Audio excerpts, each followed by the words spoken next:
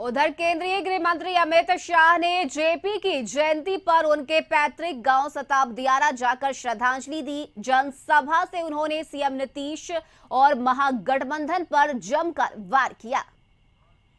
मेरे साथ दोनों हाथ उठाइए, उठाइए दोनों हाथ, मुट्ठी पीछे और प्रचंड आवाज से बोलिए, भारत माता की,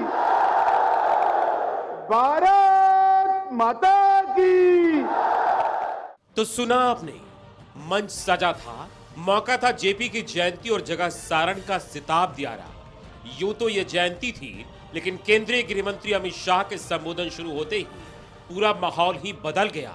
शाह जब गरजे तो उनके साथ पूरी भीड़ भी नारा लगाने लगी। एक बार फिर से सुनिए।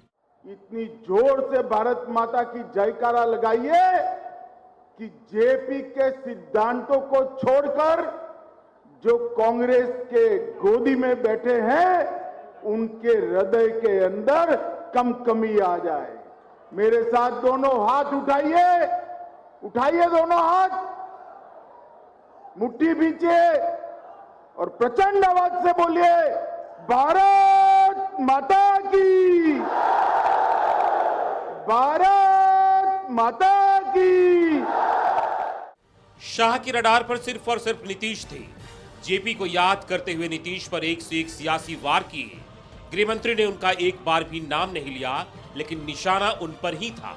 शाह ने कहा कि जेपी आंदोलन के नेता आज कांग्रेस की गोद में बैठे हैं। सत्ता के लिए 5-5 बार पाला बदलने वाले लोग बिहार के सीएम हैं। ये जयप्रकाश का बताया हुआ मार्ग नहीं। जयप्रकाश जी ने जीवन भर सत्ता के लिए कुछ नहीं किया, पूरा जीवन सिद्धांत के लिए। और आज 5-5 बार सत्ता के लिए पाला बदलने वाले लोग बिहार के मुख्यमंत्री बनकर बैठे हैं। बिहार की जनता को तय करना है कि जयप्रकाश के दिखाए हुए रास्ते पर चलने वाली, नरेंद्र मोदी के नेतृत्व वाली भारतीय जनता पार्टी चाहिए या जयप्रकाश के रास्ते से भटककर सत्ता के लिए समाधान करने वाली ये गठजोड़ की सरकार।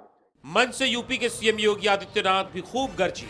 बिहार की महागठबंधन सरकार से शुरू करते हुए यूपी की पुरानी समाजवादी सरकार को उन्होंने निशाने पर लिया। जो लोग जयप्रकाश जी के नाम पर और लोहिया जी के नाम पर राजनीति को आगे बढ़ाते रहे हैं, उनके कारनामों को हम सब जान रहे हैं, पूरा देश और पूरी दुनिया जान रही है।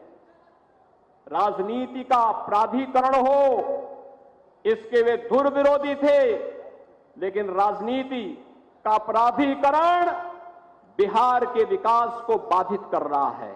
और यही कार्य बिहार जैसा शार्प ब्रेन, जहां पर इतना अच्छी बौद्धिक संपदा बिहार के अंदर, बिहार के युवाओं के अंदर है, लेकिन बेईमानी और भ्रष्टाचार बिहार के इन युवाओं की प्रतिभा को आगे बढ़ने से रोकती है। दरअसल जेपी की जयंती पर उनके पैतृक गांव सारण जिले के सिताब दियारा में भव्य कार्यक्रम का आयोजन किया गया था, जिसमें केंद्रीय गृह मंत्री अमित शाह, यूपी के सीएम योगी आदित्यनाथ समेत कई दिग्गजों का जमावड़ा लगा था।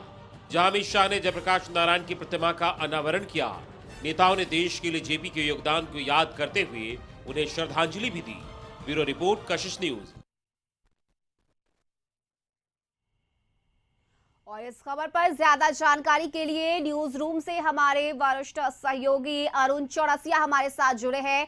अरुण, जेपी की जयंती के बहाने जमकर बिहार में सियासी हमला देखने को मिला है। बीजेपी महागठबंधन पर आरोप लगा रही है, तो वहीं सीएम नीतीश कुमार बीजेपी पर बोलने से रुक नहीं रहे। लगातार वो बीजेपी पर हमलावर नजर आ रहे हैं। क्या लग रहा है आगे आने वाले दिनों में ये जो सियासी हमला है वो और क्या रूप लेने वाला है?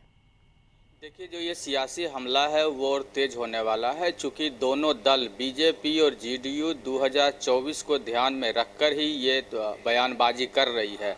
जिस तरह से जेपी के जन्मदिन के अवसर पर बीजेपी ने बड़ा इवेंट किया, सिताब दियारा जो जेपी की जन्मस्थली है, और उस मंच से अमित शाह और योगी ने जिस तरह से नीतीश कुमार पर निशाना साधा और कहा कि जो जेपी के जो चेले हैं, शिष्य हैं, यानी लालू यादव, नीतीश कुमार, सुशील मोदी, ये सब चेले शिष्य माने जाते हैं। जेपी आंदोलन के संपूर्ण आंदोलन के दौरान ही लालू यादव, नीतीश कुमार जैसे नेता बने थे, छात्र से सीधे नेता बने थे।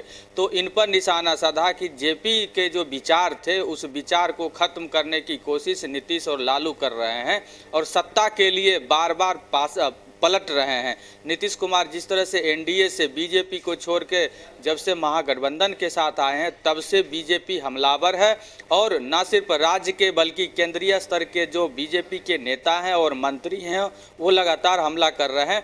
जब कल अमित शाह और योगी ने उन पर हमला किया, राजनीतिक हमले किए, तो जवाब में पलटवार करते हुए नीतीश कुमार ने खुद मोर्चा संभाला और जब जेपी के कार्यक्रम में ही नीतीश कुमार ने सीधे सीधे आरएसएस के बहाने बीजेपी पर निशाना साधा।